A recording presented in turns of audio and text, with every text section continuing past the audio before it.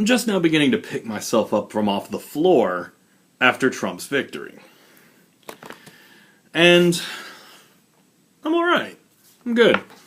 There's a couple of things I want to talk about real quick, though. First off, I lost a bet with one of my classes because I thought there was absolutely no way Trump was ever going to win the election. So, I now have to eat a Carolina Reaper pepper dipped in wasabi. I have to record it and I have to put it on YouTube. Apparently this thing can make you go into convulsions, so at the very least, it'll be entertaining. But the main thing I want to do with this video is talk for a minute about the liberal sense of fear that we have right now with the election of Trump and Pence. Because unfortunately, from what I've seen, most liberals don't really have the rhetorical skill to put into understandable terms why they're so bothered by this. And I'm going to try, and I'm probably going to fail, but I'm going to try, and you're just going to have to sit there and watch the video because you clicked on it. Now, there's a book by Willard Galen. Fantastic author. I really enjoyed the book. It's called Hatred. Now, don't jump ahead and don't put words in my mouth, because I want to illustrate something that most people don't really understand about the spectrum of hatred. And Galen does a really good job of breaking down different words that we use to label different oppressive or prejudicial behaviors. Now, to go ahead and give Trump a little bit of credit, he doesn't factor in on the spectrum as bad as most people do. And the spectrum begins with simple prejudice. Now, this is not necessarily the most threatening thing in the world. Prejudice just means you've made up your mind about someone long before you've actually given them a chance, right? There's something about that person that makes you just go ahead and judge their behavior, regardless of what they actually do. And most human beings are guilty of this in all sorts of different ways. And I mean, it's very ingrained in our DNA and our psychology. So, prejudice isn't necessarily the worst thing on planet Earth. It's not exactly the healthiest personality trait. Now, I would say that there's a lot about Trump that hints towards prejudice. Remember when the whole thing with the Mexican heritage of the judge that was presiding over the case? He made an assumption that that judge was unfit for the case because of his background. That's a little based in prejudice. Again, it's not enough for me to come right out and condemn him for being farther in on the spectrum, but that's an example. Now, from prejudice, we move into a word that a lot of people throw around and don't really understand. The next degree higher is bigotry. Now, people call each other bigots, and people say someone is bigoted. I find this very frustrating, because there's a really good definition for bigotry, and most people have absolutely no idea what that is. It's just an insult. Kind of like calling somebody a fascist. You might as well be calling them a poo-poo head. Like you're just throwing out something that sounds ugly. Bigotry has a very specific implication.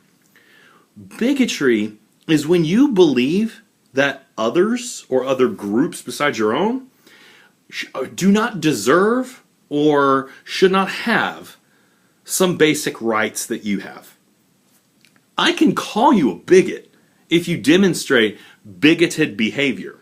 Now, I kind of loop in same-sex marriage as one of those rights that we've designated for, we've designated marriage for a very particular group of people. And there are other people who we believe don't have that same right to marry the way that they want to marry.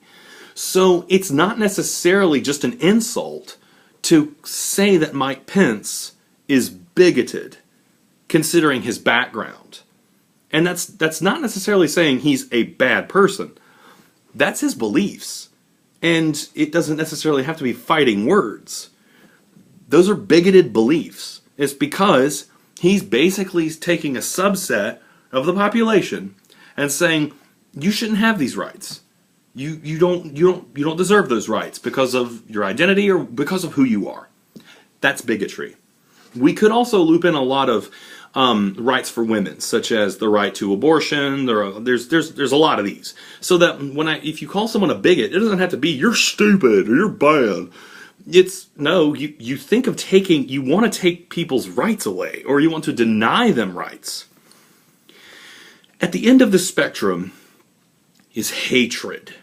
Now, Galen does a really good job of showing hatred's reliance on these other elements.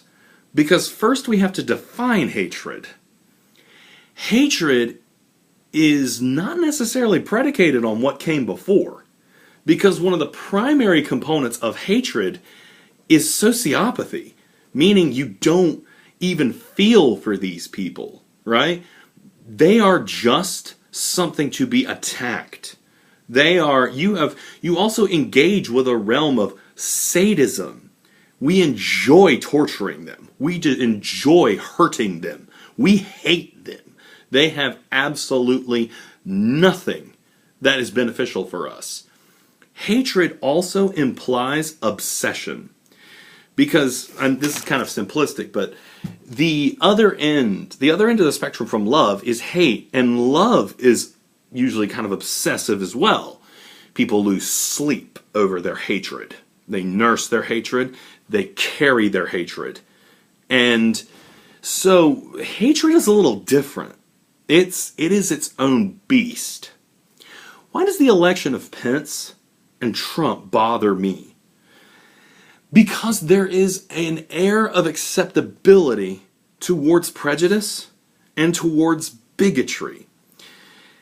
Hatred gets its most freedom and most encouragement in an environment of prejudice and bigotry. Because people who are prejudicial and people who hold bigoted beliefs are far less likely to intervene in the event of abuse. When someone is being tortured, or someone is being stalked, or when they're under threat, if you believe that they are not guaranteed the same rights as you, it's a lot easier to turn a blind eye to what the sociopathic sadists indulge with their hatred. For Galen, this was one of the things that caused the atrocities of the Holocaust. It's not even really that the people who hold prejudicial beliefs or the people who are bigoted are evil. It's just they're much less likely to act on behalf of the people that they feel that way about.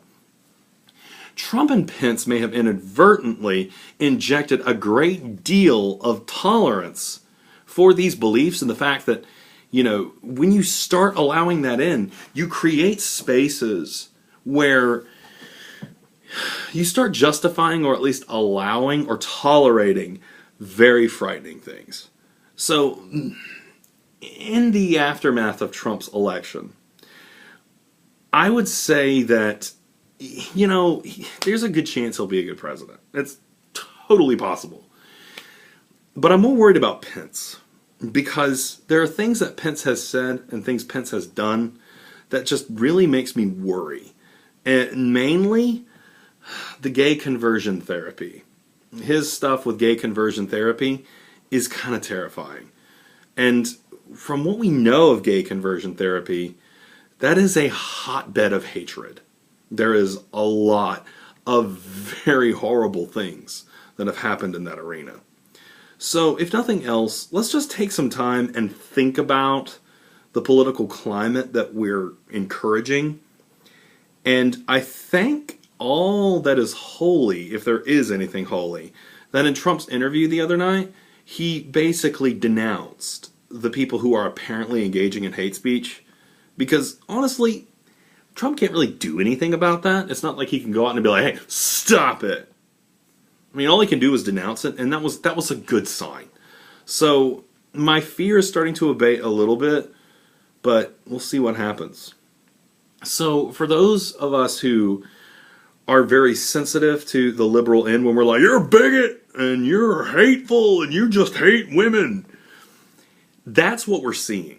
And that's what we're afraid of. And there's a potential that those fears may be unfounded. I hope they are. Thanks a bunch.